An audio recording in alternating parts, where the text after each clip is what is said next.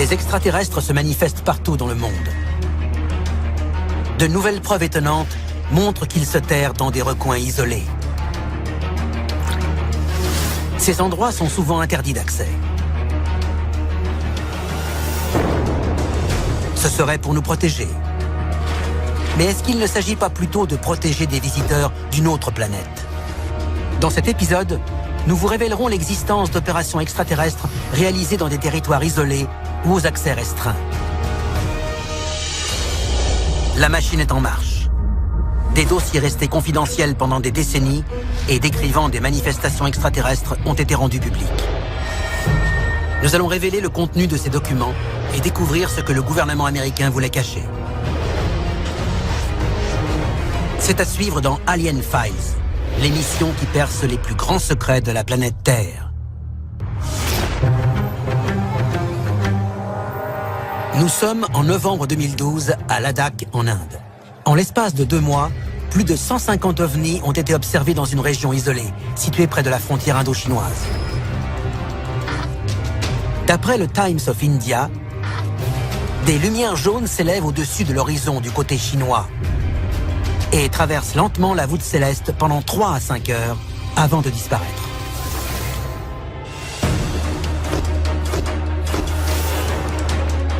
Ladakh se trouve dans l'Himalaya, le massif montagneux le plus haut du monde et l'une des régions les plus inaccessibles. Les soi-disant ovnis seraient des drones chinois en patrouille. Le gouvernement indien mène l'enquête. Cependant, les descriptions des ovnis ne correspondent pas aux drones chinois. Sans aucune explication, l'affaire est classée. Beaucoup d'ovnis sont en réalité des aéronefs militaires, observés par des civils qui n'ont aucune idée de ce qu'ils voient. Les engins vus à Ladakh sont-ils des vaisseaux extraterrestres? Si oui, y a-t-il une base, quelque part dans les hauteurs de l'Himalaya? Ce serait une cachette idéale. Le monde regorge de contrées isolées, quasiment inaccessibles pour le commun des mortels. Des extraterrestres s'y cachent-ils? Si oui, qui a peuplé la Terre en premier? Les humains ou les extraterrestres? Ils vivent sous terre. Quand les conditions climatiques ont changé, que l'environnement s'est dégradé, que les températures ont chuté, ces créatures ont migré vers des endroits chauds sous la surface de la Terre. Et ils ont survécu. Ça fait des millions d'années. Et le jour où ils remontent à la surface de la Terre, qu'est-ce qu'ils voient? Bingo! Des humains! Dossier déclassifié, l'expédition Kincaid. En mars 1909, l'Arizona Gazette publie 2 articles relatant la récente expédition de G.E. Kincaid dans le Grand Canyon. Kincaid affirme qu'il a découvert une ville souterraine avec des objets apparemment originaires d'Égypte, des inscriptions hiéroglyphiques et des restes momifiés entreposés dans des chambres funéraires. Les experts scientifiques du Smithsonian Institute se rendent sur place pour vérifier les dires de l'explorateur. Mais au terme de leur enquête, l'accès au site est soudainement interdit et l'entrée de la grotte est murée.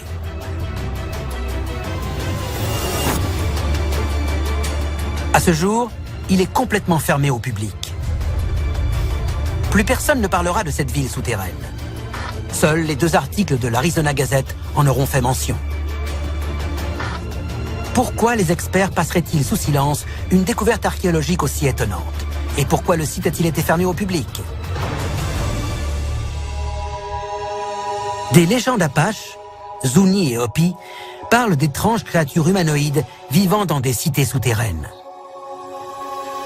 Elles auraient sauvé l'homme d'une catastrophe naturelle qui menaçait d'éradiquer toute forme de vie sur Terre. Ces peuples possédaient un savoir ancestral. La question se pose alors, est-ce qu'ils le tenaient d'une source externe? Est-ce qu'ils pouvaient venir d'une personne ayant une connaissance globale de notre planète? Ces croyances ne se rencontrent pas uniquement en Amérique du Nord. Malgré leur éloignement géographique, beaucoup d'autres civilisations racontent des légendes similaires. Des peintures rupestres et des hiéroglyphes montrent nos ancêtres en train de travailler aux côtés d'extraterrestres, souvent appelés dieux. Ces histoires servaient-elles à protéger l'humanité ou à cacher des activités extraterrestres? On est face à un grand mystère. Est-ce que les civilisations de l'Antiquité garderaient une trace écrite de leur lien avec les extraterrestres? Je pense que oui, les humains le feraient. Ils garderaient une trace écrite de ces extraterrestres qui sont venus nous rendre visite pour nous aider. Les Mayas ont relaté leur rencontre du troisième type avec nombre de détails. L'exemple le plus connu est le sarcophage de Kinish Janab Pakal Ier, qui montrerait un ancien astronaute à bord de son vaisseau spatial. Mais les Mayas ne se sont pas contentés de dépeindre les voyages extraterrestres. De part et d'autre de la région Maya du Mexique, de grands entonnoirs s'enfoncent dans la terre. Ces cénotes, comme on les appelle, étaient sacrés pour ces précolombiens. Ils pensaient qu'ils leur permettaient de parler aux dieux, ou d'accéder à un monde souterrain connu sous le nom de Xibalba, ou ville de la peur. Les cénotes désignent-ils le royaume des dieux dans l'imaginaire maya, ou des portails utilisés par des extraterrestres pour accéder à leur lieu de vie? Le monde regorge d'endroits dangereux et isolés, et souvent interdits d'accès. Les autorités dissimulent-elles l'existence des extraterrestres? Si oui, pourquoi les abritent-ils?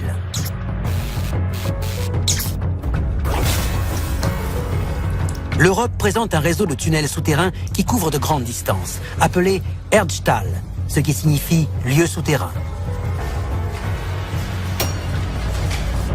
On ne connaît pas le nombre de ces galeries, dont on découvre régulièrement des entrées.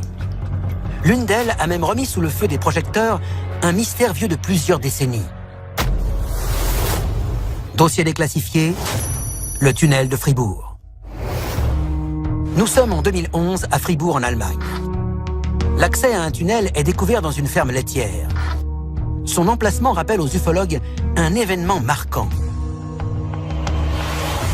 Le crash d'un objet volant non identifié en 1936 dans cette même ville.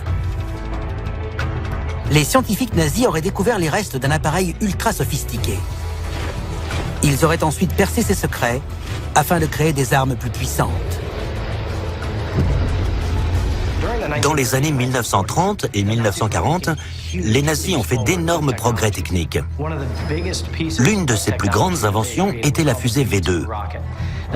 Elle était si perfectionnée qu'elle pouvait frapper la Grande-Bretagne en traversant la Manche. Les tunnels de Fribourg servaient-ils de base militaire aux extraterrestres? Si oui, ces créatures travaillaient-elles avec ou contre les nazis? Les endroits isolés sont idéaux pour conduire des expériences top secrètes à l'abri des regards. Justement, le désert impitoyable de l'outback australien offre ce genre de couverture recherchée par les autorités. Dossier déclassifié, Pine Gap. Officiellement, ce téléport s'appelle la Joint Defense Research Space Agency. Installé en 1970 afin de communiquer avec des satellites, il est dirigé conjointement par l'armée australienne et américaine. Au fil des années, Pine Gap aurait été transformé en laboratoire top secret destiné à étudier les appareils extraterrestres retrouvés sur les sites de crash. Mais y a-t-il une différence entre ce que l'armée dit savoir et ce qu'elle sait vraiment? On dit que Pine Gap s'enfonce jusqu'à 8 km sous terre. Cependant, ce qui se passe sous le désert demeure inconnu. À cause de tous les efforts déployés pour garder le lieu secret, une série d'événements inexpliqués a braqué des projecteurs indésirables sur le téléport. Des habitants de la région ont vu de mystérieux disques blancs, de 9 mètres de diamètre, voler près de Pine Gap. Des spécialistes parviennent à une conclusion étonnante. Il s'agirait d'ovnis fabriqués par l'homme. D'autres pensent que ces appareils ont été construits grâce à l'aide d'extraterrestres vivants et travaillant dans le labyrinthe situé sous le téléport. Une preuve irréfutable de ces travaux ultra confidentiels a été recueillie par une source inattendue. Le 15 mars 1991, quand la navette spatiale Discovery passe au-dessus de la région, ses caméras enregistrent des images surprenantes. Elle montre un énorme engin survolant l'Australie à plus de 80 000 km à l'heure, soit 3 fois la vitesse maximale de la navette lors de son lancement.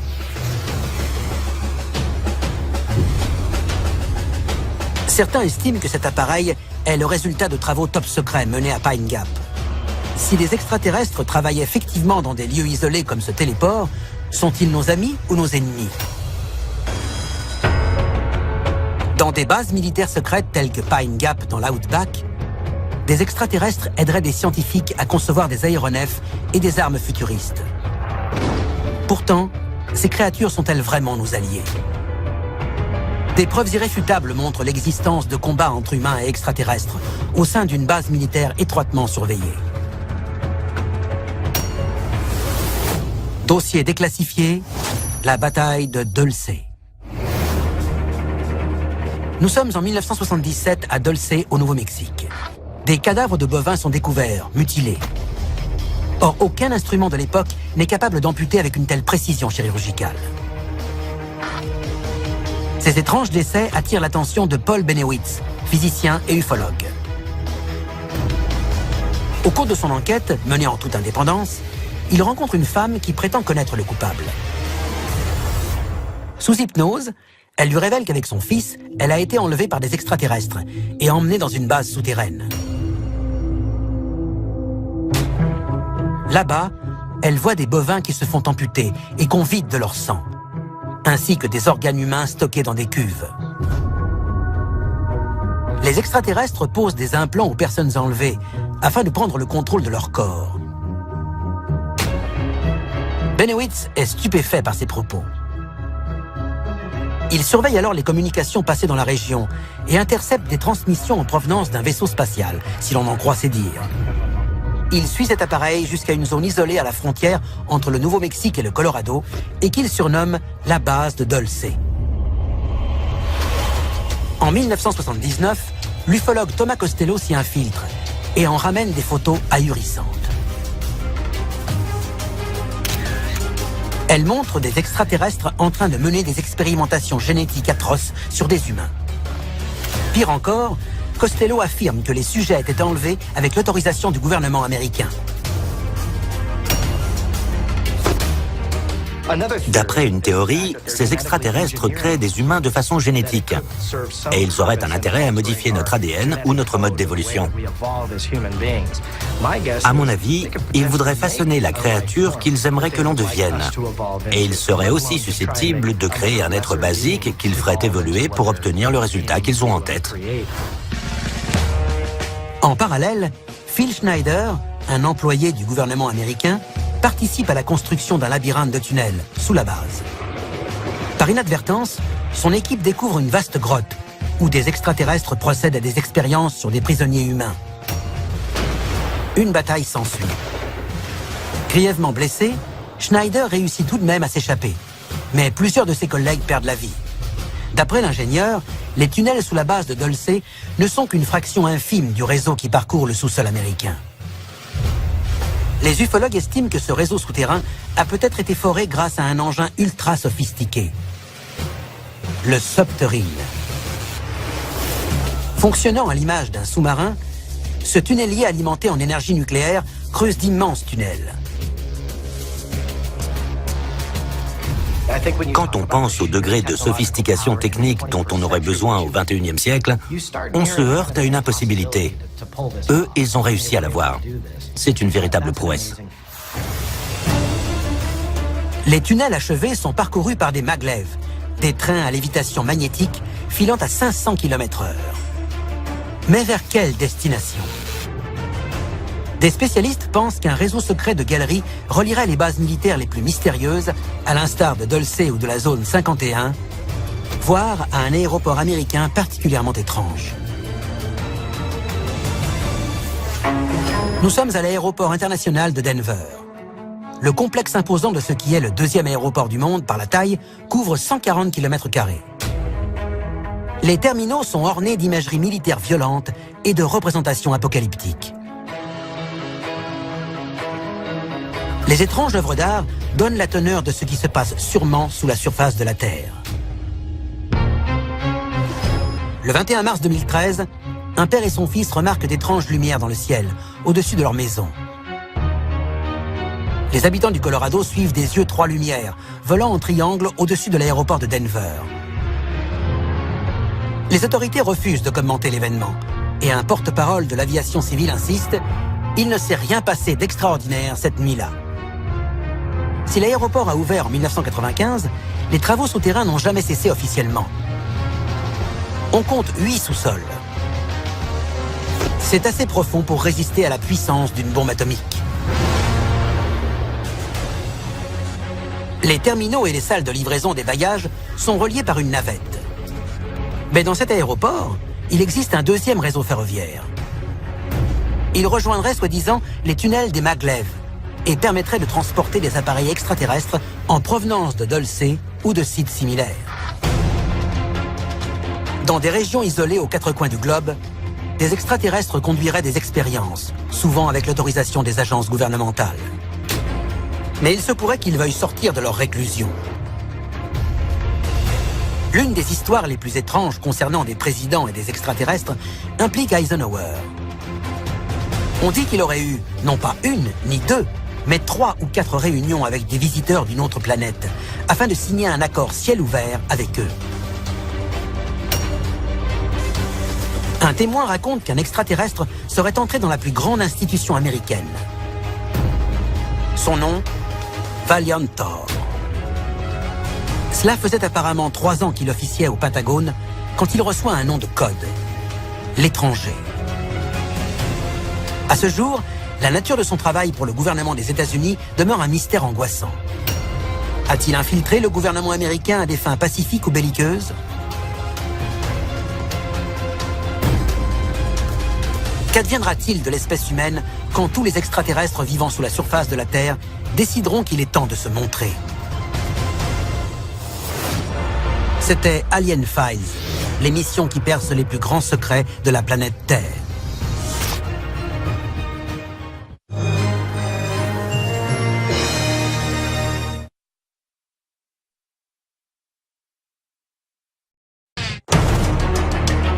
Les extraterrestres se manifestent partout dans le monde. De nouvelles preuves étonnantes montrent qu'ils se terrent dans des recoins isolés. Ces endroits sont souvent interdits d'accès. Ce serait pour nous protéger. Mais est-ce qu'il ne s'agit pas plutôt de protéger des visiteurs d'une autre planète? Dans cet épisode, nous vous révélerons l'existence d'opérations extraterrestres réalisées dans des territoires isolés ou aux accès restreints. La machine est en marche. Des dossiers restés confidentiels pendant des décennies et décrivant des manifestations extraterrestres ont été rendus publics. Nous allons révéler le contenu de ces documents et découvrir ce que le gouvernement américain voulait cacher. C'est à suivre dans Alien Files, l'émission qui perce les plus grands secrets de la planète Terre. Nous sommes en novembre 2012 à Ladakh, en Inde. En l'espace de 2 mois, plus de 150 ovnis ont été observés dans une région isolée, située près de la frontière indo-chinoise. D'après le Times of India, des lumières jaunes s'élèvent au-dessus de l'horizon du côté chinois et traversent lentement la voûte céleste pendant 3 à 5 heures avant de disparaître.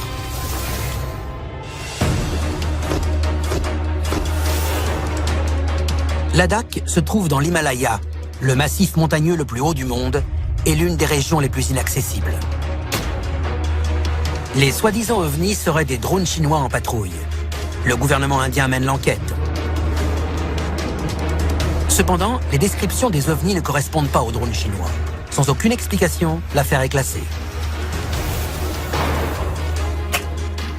Beaucoup d'ovnis sont en réalité des aéronefs militaires, observés par des civils qui n'ont aucune idée de ce qu'ils voient.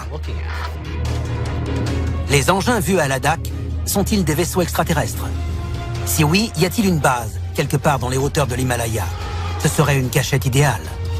Le monde regorge de contrées isolées, quasiment inaccessibles pour le commun des mortels. Des extraterrestres s'y cachent-ils? Si oui, qui a peuplé la Terre en premier? Les humains ou les extraterrestres? Ils vivent sous terre. Quand les conditions climatiques ont changé, que l'environnement s'est dégradé, que les températures ont chuté, ces créatures ont migré vers des endroits chauds sous la surface de la Terre. Et ils ont survécu. Ça fait des millions d'années. Et le jour où ils remontent à la surface de la Terre, qu'est-ce qu'ils voient? Bingo! Des humains! Dossier déclassifié, l'expédition Kincaid. En mars 1909, l'Arizona Gazette publie 2 articles relatant la récente expédition de G.E. Kincaid dans le Grand Canyon. Kincaid affirme qu'il a découvert une ville souterraine avec des objets apparemment originaires d'Égypte, des inscriptions hiéroglyphiques et des restes momifiés entreposés dans des chambres funéraires. Les experts scientifiques du Smithsonian Institute se rendent sur place pour vérifier les dires de l'explorateur. Mais au terme de leur enquête, l'accès au site est soudainement interdit et l'entrée de la grotte est murée.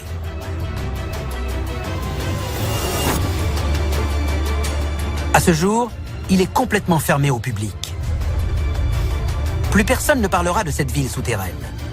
Seuls les 2 articles de l'Arizona Gazette en auront fait mention. Pourquoi les experts passeraient-ils sous silence une découverte archéologique aussi étonnante? Et pourquoi le site a-t-il été fermé au public? Des légendes apaches, Zuni et Hopi, parlent d'étranges créatures humanoïdes vivant dans des cités souterraines. Elles auraient sauvé l'homme d'une catastrophe naturelle qui menaçait d'éradiquer toute forme de vie sur Terre. Ces peuples possédaient un savoir ancestral. La question se pose alors, est-ce qu'ils le tenaient d'une source externe? Est-ce qu'ils pouvaient venir d'une personne ayant une connaissance globale de notre planète? Ces croyances ne se rencontrent pas uniquement en Amérique du Nord. Malgré leur éloignement géographique, beaucoup d'autres civilisations racontent des légendes similaires. Des peintures rupestres et des hiéroglyphes montrent nos ancêtres en train de travailler aux côtés d'extraterrestres, souvent appelés dieux. Ces histoires servaient-elles à protéger l'humanité ou à cacher des activités extraterrestres? On est face à un grand mystère.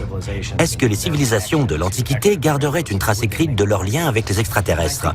Je pense que oui, les humains le feraient. Ils garderaient une trace écrite de ces